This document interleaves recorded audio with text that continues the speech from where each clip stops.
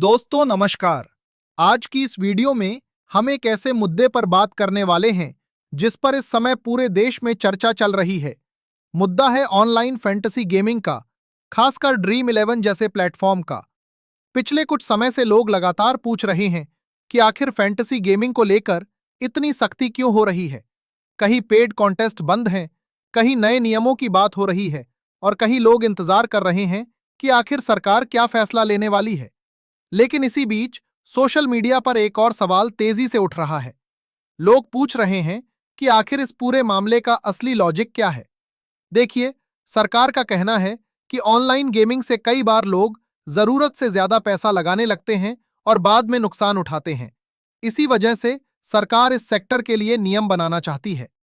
उत्तर प्रदेश के मुख्यमंत्री योगी आदित्यनाथ ने भी इस विषय पर चिंता जाहिर की है। उनका कहना है कि सरकार की पहली जिम्मेदारी युवाओं का भविष्य सुरक्षित रखना है। अगर कोई व्यवस्था युवाओं को आर्थिक नुकसान या गलत आदतों की तरफ ले जा रही है, तो उस पर नियंत्रण करना जरूरी है। सरकार की बात अपनी जगह है, लेकिन आम लोग भी कुछ सवाल पूछ रहे हैं। लोग कहते हैं कि अगर सरकार सच में समाज की भलाई के बारे में सोच रही है, तो फिर कई दूसरी चीजों पर उतनी ही सख्ती क्यों नहीं दिखाई जाती। आज पूरे देश में शराब की दुकानें खुली हैं, शराब खुलेआम बिकती है, गुटखा और तंबाकू भी हर जगह मिल जाते हैं। लाखों लोग हर साल इन चीजों की वजह से बीमार पड़ते हैं। कई परिवार बर्बाद हो जाते हैं, कई घरों की आर्थिक स्थिति खराब हो जाती है। लेकिन फिर भी ये चीजें पूरी तरह बंद नहीं होती।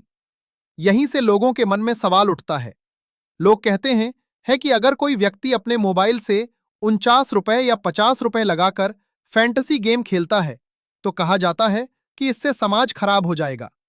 लेकिन दूसरी तरफ कई ऐसी चीजें खुलेआम चलती रहती हैं जिनसे सच में समाज को बड़ा नुकसान होता है। तो फिर सवाल उठता है कि आखिर असली खतरा किससे है? क्या एक मोबाइल गेम से देश खराब हो जाएगा, या फिर उन चीजों से जो सालों से लोगों की सेहत और जिंदगी को नुकसान पहुंचा रही हैं? यही सवाल आज सोशल मीडिया पर लाखों लोग पूछ रहे हैं।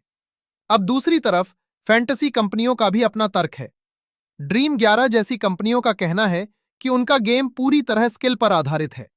यानी इसमें जीतने के लिए आपको क्रिकेट की समझ होनी चाहिए, खिलाड़ियों का प्रदर्शन समझना पड़ता है, मैच की स्थिति को देखना पड़ता है और एक अच्छी रणनीति बनानी पड़ती है। कंपनियों का कहना है कि यह साधारण जुए जैसा नहीं है। इसी वजह से कई अदालतों ने भी पहले इसे स्किल बेस्ड गेम माना है। लेकिन इस मुद्दे पर देश में अलग अलग राय मौजूद है। कुछ लोग कहते हैं कि यह सिर्फ मनोरंजन का तरीका है। कुछ लोग मानते हैं कि इससे लोगों में पैसे लगाने की आदत बढ़ सकती है। इसी वजह से यह मामला अभी भी चर्चा में बना हुआ है। सरकार का कहना है कि वो इस इंडस्ट्री को पूरी तरह बंद नहीं करना चाहती। सरकार चाहती है कि इसके लिए साफ नियम बनाए जाएं। संभव है कि आने वाले समय में कुछ नए नियम लागू किए जाएं, जैसे हर यूजर के लिए केवाईसी जरूरी किया जा सकता है, किसी व्यक्ति के पैसे लगाने की सीमा तय की जा सकती है और कंपनियों को ज्यादा पारदर्शिता दिखानी पड़ सकती है। अगर ऐसा होता है तो सरकार का उद्देश्य भी पूरा होगा और कंपनियां भी कानून के अंदर काम कर सकेंगी। लेकिन फिलहाल लोगों के मन में जो सवाल है वो अभी भी बना हुआ है। लोग यही पूछ रहे हैं कि अगर समाज को बचाने की बात हो रही है, तो फिर हर उस चीज पर बराबर ध्यान क्यों नहीं दिया जाता जो सच में नुकसान पहुंचा सकती है। यही वजह है कि इस समय यह बहस पूरे देश में चल रही है। अब आगे क्या होगा, यह पूरी तरह सरकार के फैसलों और आने वाले नियमों पर निर्भर करता है। अगर सरकार जल्द नए नियम लाती है और कंपनियां उन्हें मान लेती हैं, तो संभव है कि फैंटेसी गेमिंग प्लेटफॉर्म फिर से सामान्य तरीके से चलने लगें।